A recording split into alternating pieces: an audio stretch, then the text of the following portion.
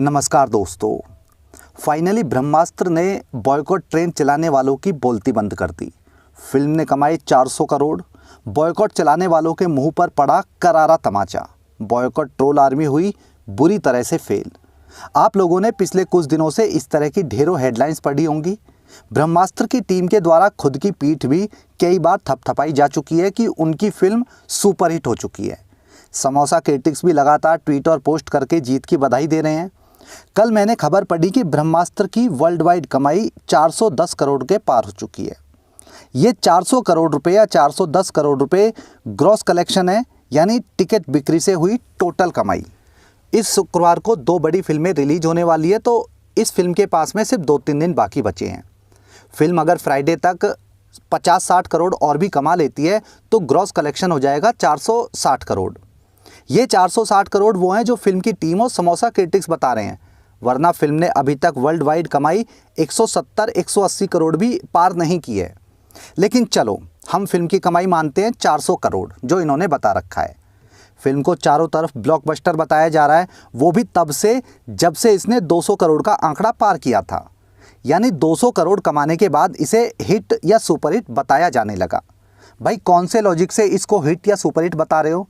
Cricket का Duckworth Lewis नियम यहाँ पे लगा दिया क्या, या मार्क्स का कैलकुलेटिंग मेथड यूज करना शुरू कर दिया?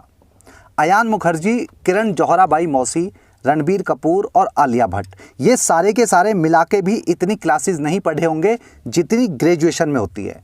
लेकिन पूरे देश की नहीं, पूरी दुनिया को पागल बना रखा है सिर्फ खरीदी हुई पीआर मीडिया के द्वारा।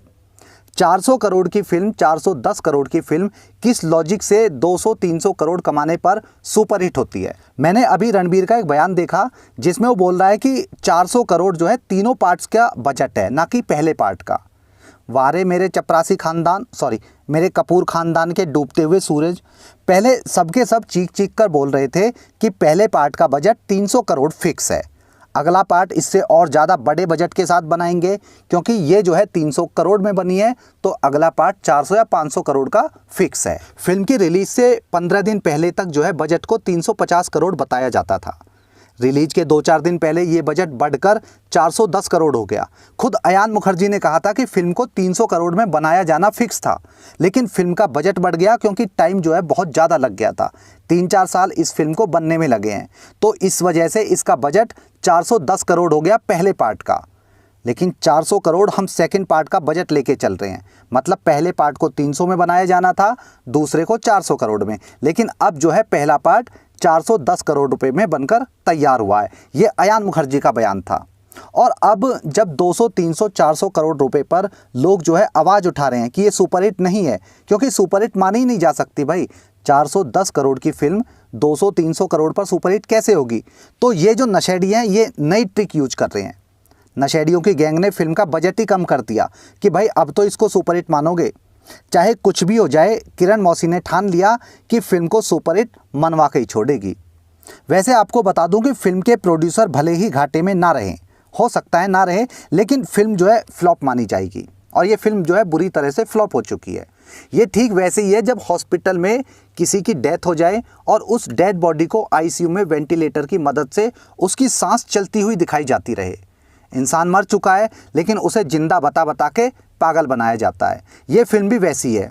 ये अपने सेकंड वीक में शमशान घाट में पहुंच चुकी थी, लेकिन मीडिया में इसे आज भी जिंदा रखा हुआ है।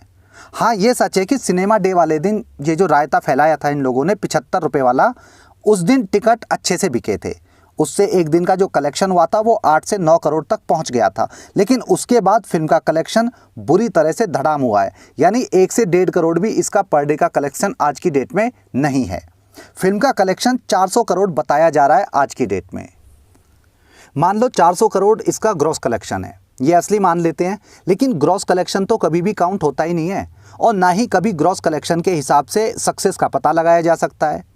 ग्रॉस कलेक्शन वो है जो टिकट खिड़की से कमाई होती है, जिससे टिकट बिकते हैं, जो कमाई होती है वो टोटल होता है ग्रॉस कलेक्शन। ग्रॉस कलेक्शन में लगभग 30% एंटरटेनमेंट टैक्स रिड्यूस किया जाता है, फिर बाकी बचता है 70%।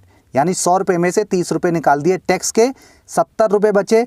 उस 70 रुपये में से आधा पैसा जाएगा डिस्ट्रीब्यूटर के पास में और आधा जाएगा फिल्म मेकर्स के पास में।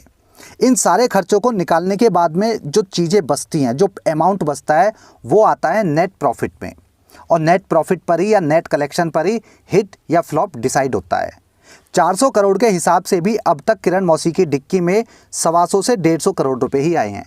और इसमें अगर डिस्ट्रीब्यूटर का अमाउंट भी जोड़ दिया जाए तो भी 250 करोड़ के आसपास ही बैठते हैं। यानी फिल्म अभी भी अपनी लागत नहीं निकाल पाई है। कश्मीर फाइल्स की बात करते हैं, जो कि कुल 15 करोड़ में बनी थी और उसने 340 करोड़ का ग्रॉस कलेक्शन किया था, जिसमें 290 करोड़ उसके नेट कलेक्शन में आते हैं। तब जाके वो फिल्म लाइफ टाइम ब्लॉकबस्टर में काउंट होती है। RRR 550 करोड़ में बनी और लाइफ टाइम कलेक्शन हुआ 1100 साढ़े 1100 करोड़ के करीब। यानी अपने से जस्ट डबल कमाई करके भी फिल्म जो है सिर्फ ब्लॉकबस्टर बोली जाती है, ना कि लाइफ टाइम ब्लॉकबस्टर। लेकिन ये टिंडे की औलादें 410 करोड़ की फिल्म को 400 करोड़ के कमाने पर, ग्रॉस कलेक्शन पर, वो भी फेक कलेक्शन, उसको ब्लॉकबस्टर बता रहे हैं। और इनके साथ में कुछ बॉलीवुड के गोबर में मुंह मारने वाले भी बिना मतलब के खुश हो रहे हैं। बेगानी शादी में अब्दुल्ला दीवाना, ये लोग बस इसलिए खुश हो रहे हैं कि बॉयकॉट ट्रेंड सक्सेस नहीं हुआ। लेकिन असल बात यही है कि बॉयकॉट ट्रेंड ने 410 करोड़ की फिल्म का धुआं उठा दिया है। मीडिया में या रिकॉर्ड में जब भी इस फिल्म की चर्चा होगी तो भले ही इस फिल्म को सुपरहिट बताया जाएगा, लेकिन असली बात यही है कि ये फिल्म डिजास्टर है और ये फिल्म अपनी लागत भी नहीं निकाल पाई है। फिल्म का बजट भी नहीं निकाल पा रहा है, तो फिल्म मेकर्स अब नया दाव खेल रहे हैं कि फिल्म को 3 दिन तक जो है 100 रुपये के टिकट पर दिखाया जाएगा। यानी 75 रुपये वाला टोटका थोड़ा सा सक्सेस हुआ तो 100 रुपये वाला लॉलीपॉप दे दिया। लेकिन एक सच ये भी है कि 75 रुपये के टिकट पर काफ़ी भूखे नंगे लोग फिसल गए थे और वो फिल्म देखने भी चले गए थे।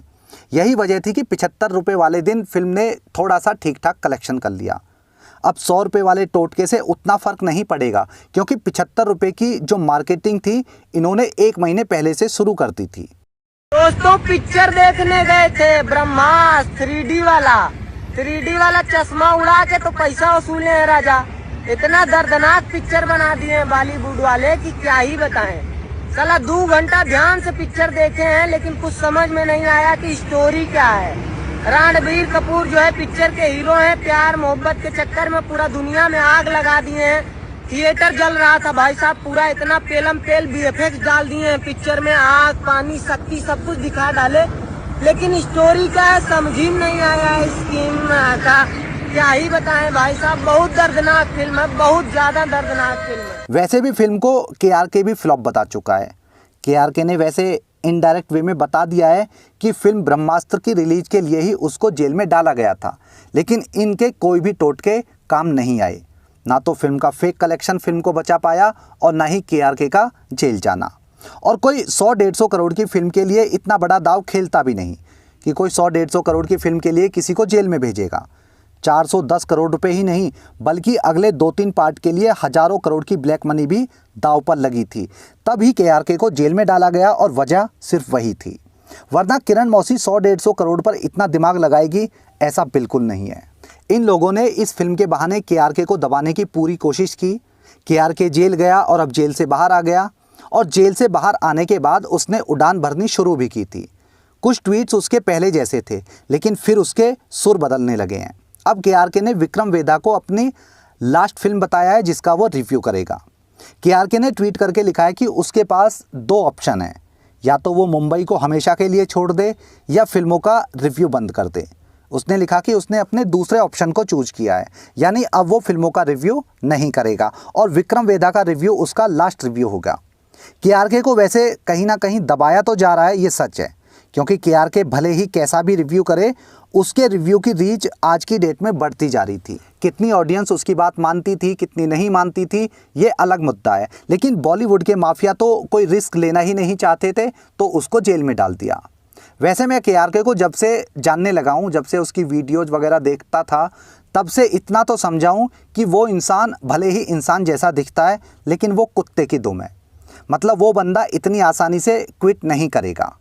मोदी योगी के चुनाव जीतने पर वो जो है देश छोड़ के जाने की बात करता था, अब तक तो गया नहीं।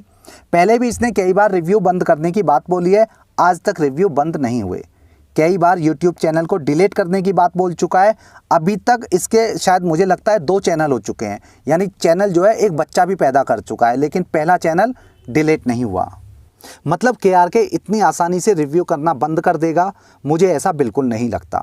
लेकिन हाँ, वो मुंबई में रहता है, उसका घर वहाँ पर है और भांडवुड भी मुंबई में ही है, तो थोड़ा डर लगना सामान्य है। वैसे मुझे लगता है कि उसे मुंबई छोड़कर दिल्ली या साउथ के किसी स्टेट में अपना तंबू गाड़ना चाहिए, क्योंकि ये भांडवुड अपने घर में अपनी गली में ज़्यादा शेर बनते हैं। बाहर ये पैसे के दम पर किसी को अरेस्ट तो करवा सकते हैं, लेकिन उतने पावरफुल नहीं है जितने ये अपनी गली में शेर बनते हैं। और अपने यहाँ इन्हें जो है, इनकी पुलिस है, इनका कोर्ट है और सरकारें जो वहाँ पर आती हैं, सब इनकी चाटने में लगी रहती हैं। ये सब के सब भांडवुड के इशारे पर काम करते हैं। इसलिए KRK अगर रिव्यू करना चाहता है, अपने काम को जारी रखना चाहता है, तो उसे मुंबई से बाहर कहीं भी रहना चाहिए। इतना बड़ा देश है, ज़रूरी थोड़ी है कि मुंबई में ही रहेगा। और क्या है मुंबई में? ऐसा कुछ नहीं है कि उसे मुंबई में ज़रूर रहना है। बहुत और भी काफ़ी सारी स्टेट्स हैं, वहाँ रह सकता है।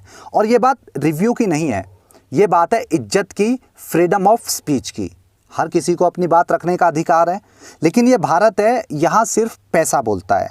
यहाँ पैसे वालों के खिलाफ, पावरफुल लोगों के खिलाफ या सरकार के खिलाफ बोलने पर सीधे जेल में भेजा जाता है। या आवाज़ उठाने वाला यूट्यूब चैनल चलाता है तो उसके यूट्यूब चैनल को ही डिलीट करा दिया जाता है। भाई, पैसे वाले और गुंडों के राज में जीना है तो कमज़ोर लोगों को दबना पड़ेगा। अब विक्रम वेधा के बाद पता चलेगा कि KRK इस बार सच में क्विट कर रहा है या पहले की तरह सिर्फ बकैती कर रहा है, क्योंकि ये भी तो पब्लिसिटी गेनर है। इसकी बात पर भी तो 100% भरोसा नहीं किया जा सकता। खैर, ब्रह्मास्त्र के फर्जी कलेक्शन और KRK की इस वीडियो में इतना ही। जल्दी मिलता हूँ एक और वीडियो में। जय हिंद, जय राम जी की।